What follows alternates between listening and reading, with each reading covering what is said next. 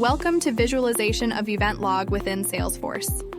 In this video, we'll dive deep into the event log files and visualize the data. Let's set the stage by highlighting our key learning objectives for this session. Learn about the structure of event log file. Download event log file by the help of eElf.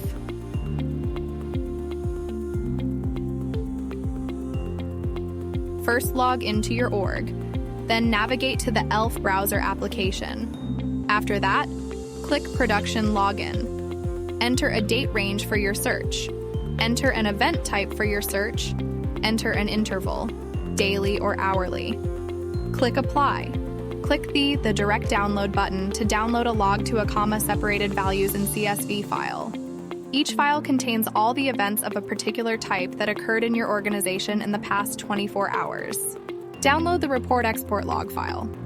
Now we can finally figure out how that confidential information got leaked. Let's say that our lead report's ID is the blue marked one. The URI field contains the ID of the report that was exported, and the USERID field contains the ID of the user who exported that report. All of this information helps you pinpoint the culprit.